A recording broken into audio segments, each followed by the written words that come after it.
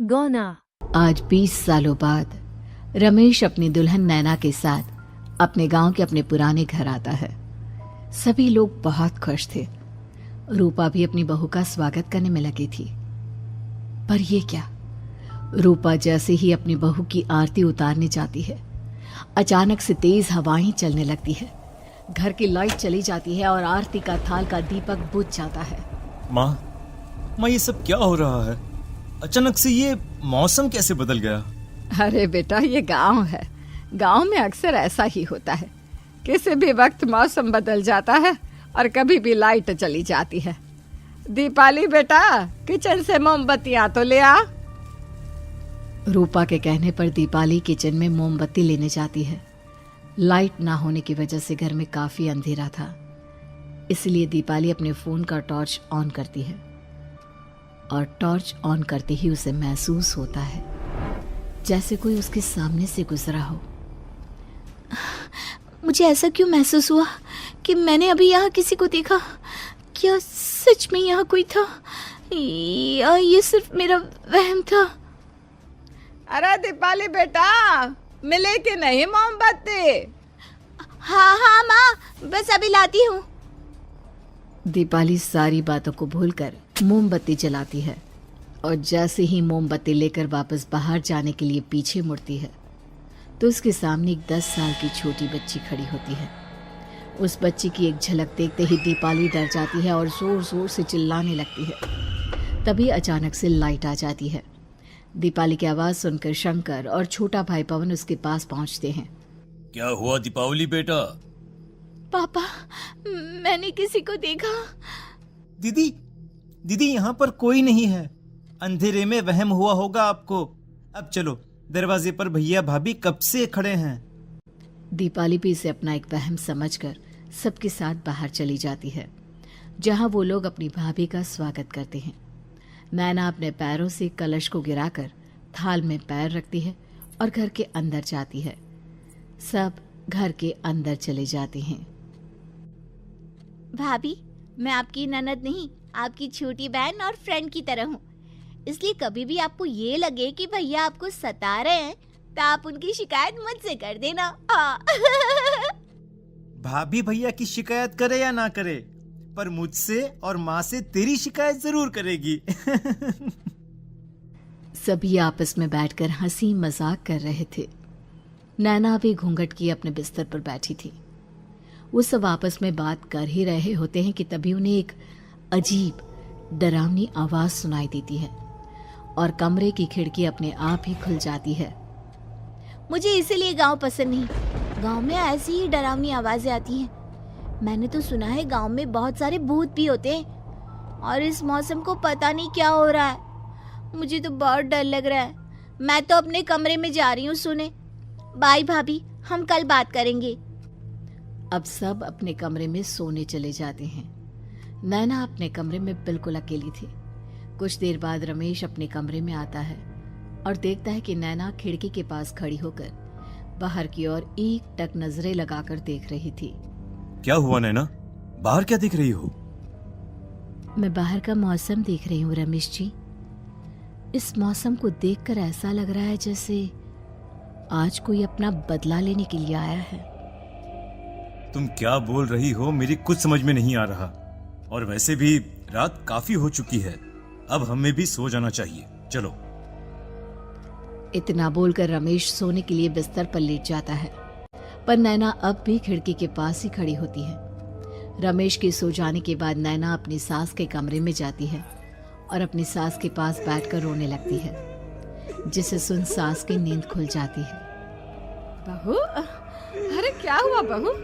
तू इतनी रात को यहाँ मेरे कमरे में बैठकर रो क्यों रही है? मम्मी जी, आपने मुझे क्यों नहीं अपनाया? आपको पता है, आपकी वजह से मुझे और मेरे परिवार वालों को गांव वालों के कितने ताने सुनने पड़े। तू मेरी बहू नहीं है? कौन है तू? मम्मी जी, मैं आप ही की बहू हूँ। आपने मुझे अब भी नहीं पहचाना? इतना बोलते ही नैना की आंखें लाल हो जाती हैं। वो जोर जोर से हंसने लगती है। मौसम का रुख बदल जाता है। कमरे की खिड़कियां और दरवाजे अपने आप ही खुलने और बंद होने लगते हैं। देखते ही देखते नैना हवा में उड़ने लगती है और वो अपनी आंखों के इशारे से अपनी सास को भी हवा में लटका देती है।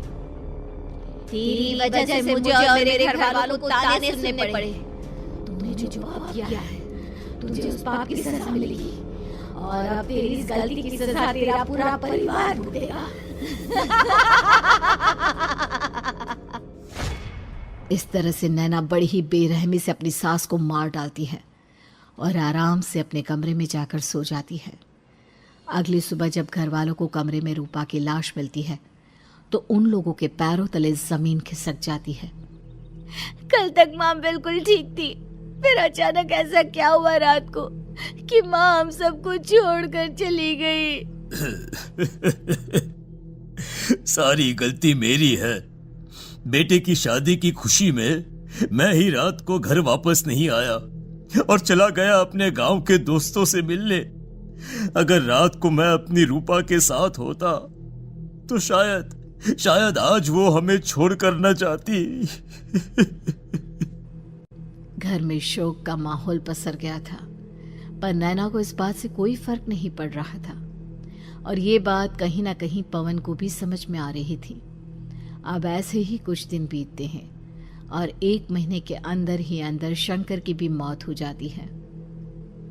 पहले माँ छोड़कर चली गई और अब पिताजी। क्या हो गया है हमारे घर को? पता नहीं किसकी नजर लग गई है। भैया ये घर सही नहीं है। हम जब से इस घर में आए हैं कुछ न कुछ बुरा ही हो रहा है। हमें यहाँ से वापस शहर चले जाना चाहिए।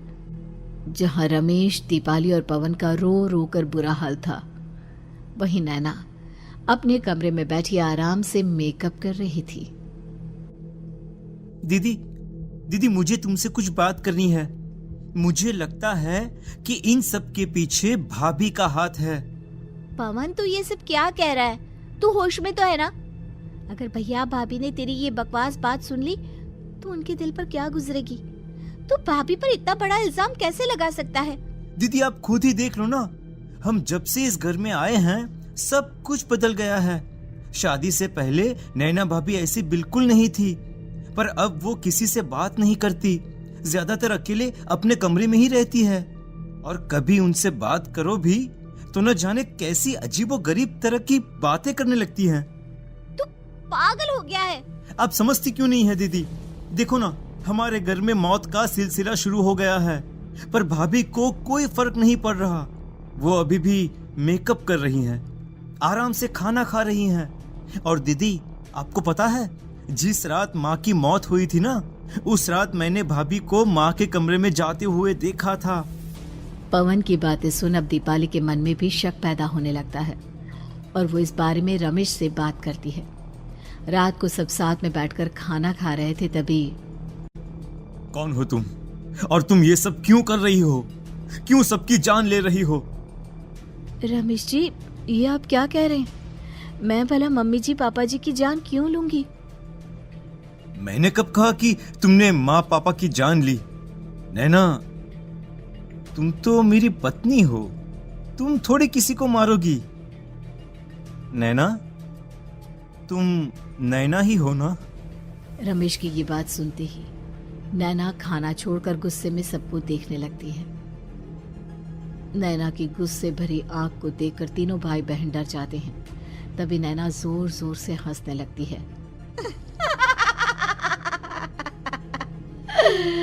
मैं तो हूँ आपकी पत्नी गौरी। गौरी का नाम सुनते ही रमेश के होश उड़ जाते हैं। आखिर कौन है ये गौरी? क्या है इस घर और घर वालों का राज?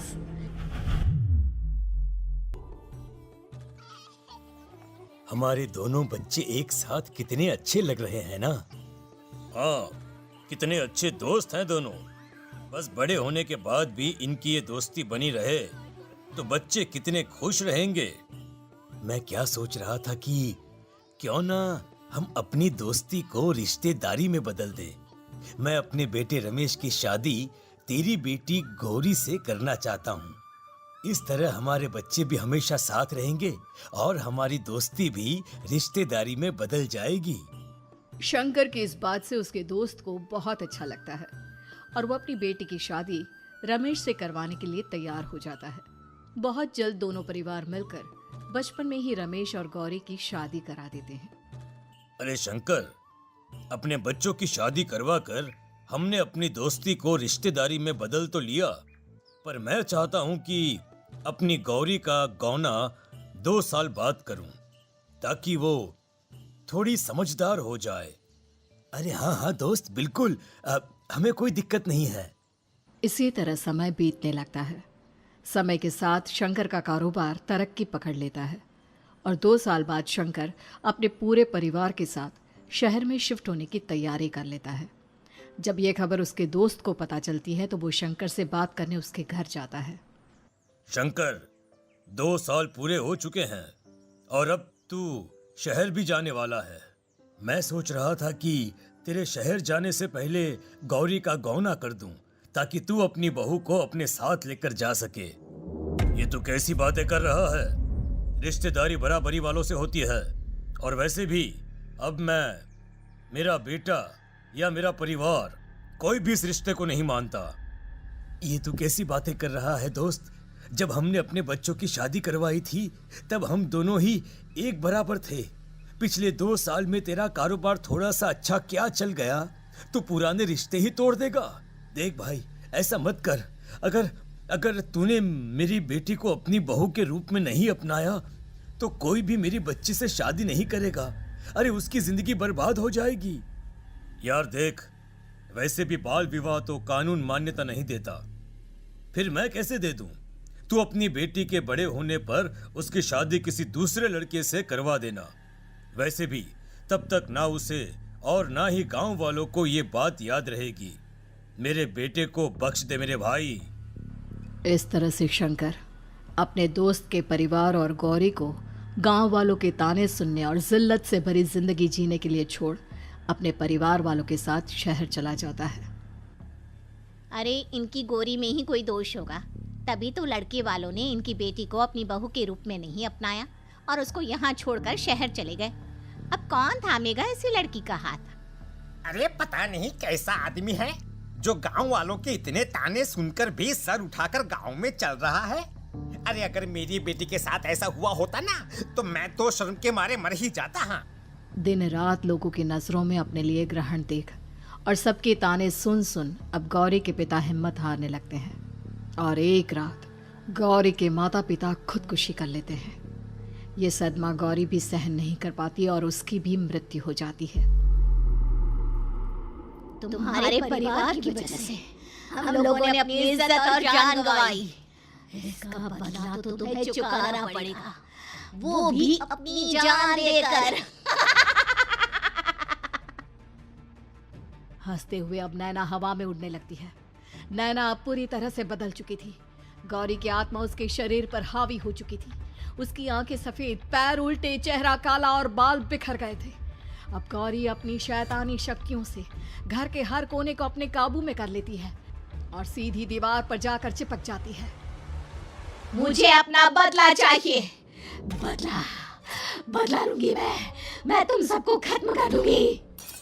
गौरी इतनी तेज चिल्ला रही होती है कि उसकी आवाज से घर के सारे कांच टूट जाते हैं।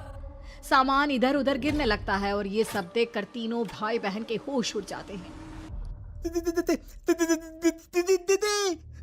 बचाओ, भागो भागो। उन तीनों को अपनी जान बचाने के लिए यहाँ से वहां भागता देख गौरी जोर जोर से हंसने लगती है। तभी दीपाली घर से बाहर निकलने लगती है, जिसे देख गौरी गुस्से में अपनी शक्तियों से तुरंत घर का दरवाजा बंद कर दीपाली को हवा में उड़ा देती है। बाहर भागेगी, मुझसे बचकर भागना चाहती है? कोई नहीं बचेगा, आज तुम सब मरने वाले हो। अचानक घर में भूतिया आवाजें गूंजने लगती है, तेज हवाएं चलने लगती हैं। सोफा, टेबल, कुर्सी सब हवा में उड़ने लगता है। ये सब देखकर रमेश, दीपाली और पवन की रूह कांप जाती है। घर में ये सब होते हुए और अपनी बहन को हवा में उड़ते हुए देख रमेश और पवन को भी समझ में नहीं आ रहा था कि वो क्या करे, कैसे अपनी जान बचाए। इतने में गौरी अपनी आंखें दीपाली की तरफ करती है और अपनी शैतानी शक्तियों से उसका गला दबाने लगती है। भागने का बहुत शौक है ना, अब मैं तुझे इस दुनिया से ही भगा दूंगी। इतना बोलकर गौरी दीपाली को उठाकर फेंक देती है और दीपाली दीवार से टकराकर नीचे गिर जाती है। दीपाली के पूरे शरीर में चोट के निशान होते हैं और वो उठ भी नहीं पाती। दोनों भाई भागते हुए अपनी बहन के पास जाते हैं। ये तो बस शुरुआत है, मैं तुम तीनों को तड़पा कर मारूंगी। अरे अरे, पर हमने क्या किया है? हम तीनों भाई बहन तो निर्दोष हैं। गलती तो हमारे माता पिता ने की थी और उन्हें तुम पहले ही मार चुकी हो, फिर हमारे पीछे क्यों पड़ी हो? पवन के इतना बोलते ही गौरी एक हवा के झोंके की तरह उसके पास आती है और उसका गला पकड़कर उसे हवा में उठा देती है और रमेश को गुस्से भरी नजरों से देखती है। गलती मेरे परिवार की नहीं थी, पर सबको बोलना पड़ा। मैं किसी को नहीं छोड़ूंगी। गौरी पवन को हवा में उछाल देती है, जिस पर कमरे की छत से टकराकर जमीन पर आकर वो गिरता है। उसके सर और शरीर पर जगह जगह चोट लग जाती है और खून बहने लगता है, जिसे देख अब रमेश से चुप नहीं रहा जाता। गौरी, तुम्हारा गुनहगार मैं हूँ। तुम्हारी शादी मुझसे हुई थी। अगर तुम्हें बदला चाहिए तो मुझसे लो। मेरे भाई बहन को छोड़ दो। तुम मुझे मार दो।